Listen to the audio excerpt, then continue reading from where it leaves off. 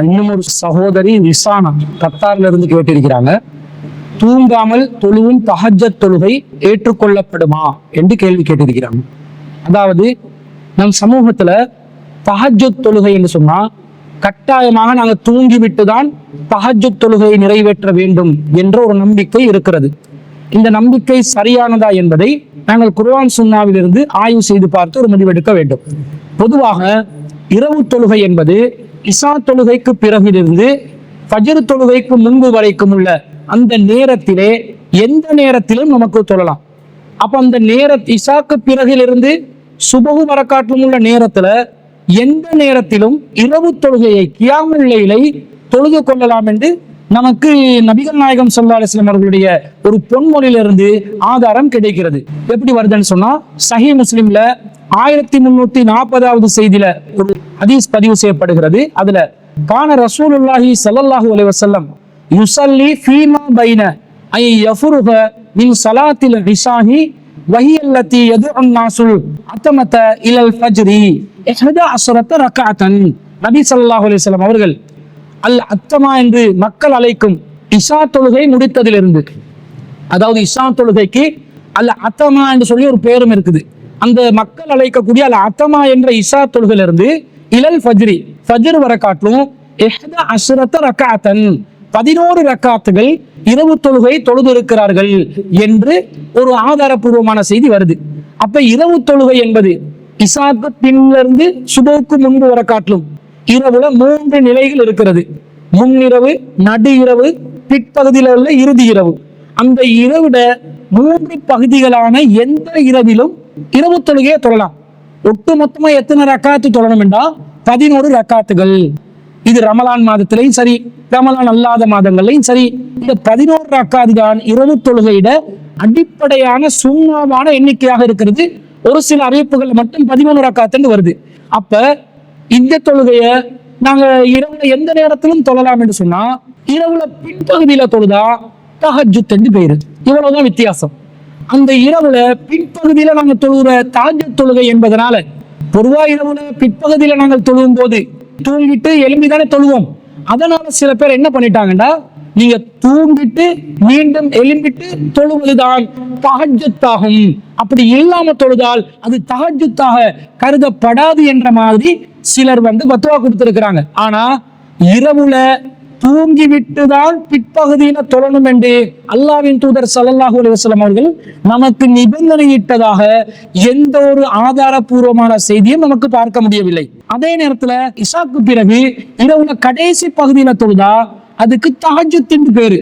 இந்த தஹஜ்ஜுத் என்பது இரவுல கடைசி பகுதியில தொழுகிற தொழுகைக்கு பேராக வருகிறதே தவிர தூங்கிவிட்டு தொழுகும் தொழுகை என்ற பேரில் தஹஜ்ஜுத் என்ற பெயர் வரவில்லை என்பதை நாங்கள் புரிந்து கொள்ள வேண்டும். ஏன்னா நபி ஸல்லல்லாஹு அலைஹி வஸல்லம் அவர்கள் இன்னொரு செய்தியில சொல்றாங்க, புகாரில 473வது செய்தியாக பதிவு செய்யப்படுகிறது.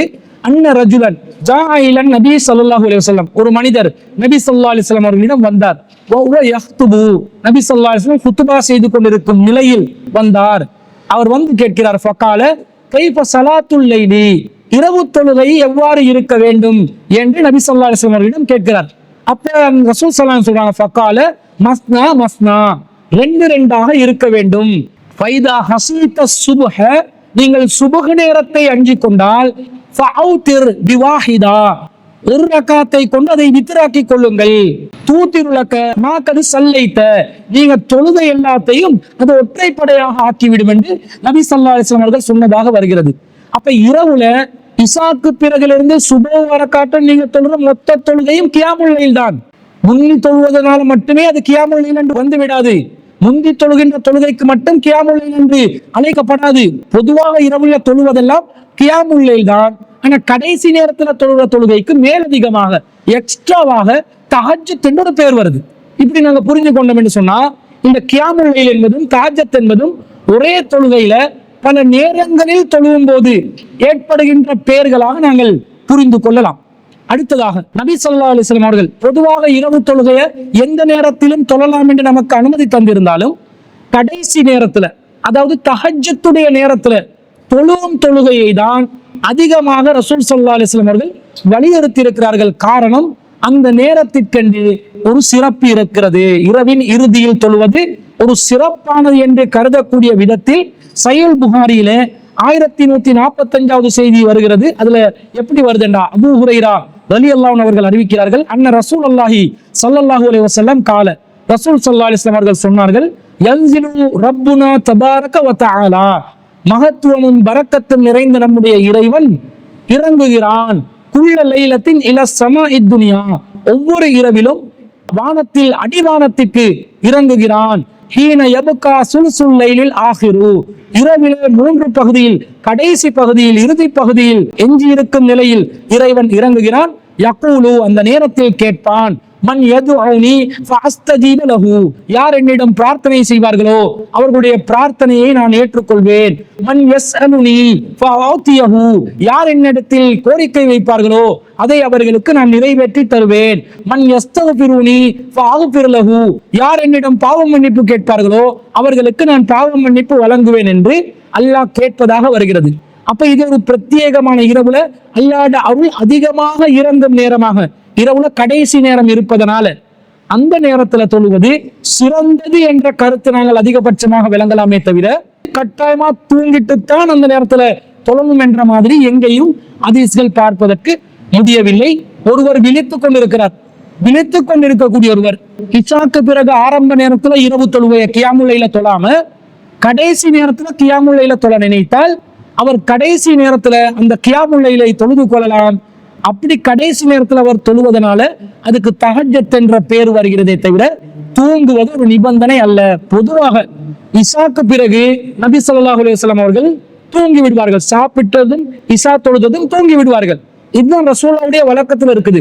அந்த வகையில ஒரு தூக்கம் என்பது மனிதனுக்கு தேவை என்ற அடிப்படையில தூங்குவது பொதுவாக இரவுல நமக்கு ஒரு ஆரோக்கியத்தையும் ஒரு ஆறுதலையும் உடலுக்கு ஒரு நிம்மதியையும் தரக்கூடிய ஒரு செயற்பாடு என்பதனால பொதுவாக நாங்கள் கண் விழிக்காமல் இரவுல நேர காலத்தோட தூங்குறது நமக்கு இஸ்லாம் வழிகாட்டி இருக்கிறது. அந்த அடிப்படையில் ஒருத்தர் வேண்டும் என்றால் தூங்கிவிட்டு எழும்பி தஹஜ்ஜத் தொழுதால் நல்லம் என்று நினைத்தால் அது தவறு கிடையாது. ஆனா தஹஜ்ஜத்துக்கு தூங்குவது நிபந்தனையாண்டு கேட்டா அப்படி நிபந்தனை இடுவதற்கு குர்ஆன் சுன்னாவில் இருந்து எந்த ஆதாரத்தையும் நமக்கு பார்க்க முடியவில்லை என்பதுதான் அந்த சகோதரி கேட்ட கேள்விக்கு நாம் பதிலாக பதிவு செய்து கொள்கிறோம்.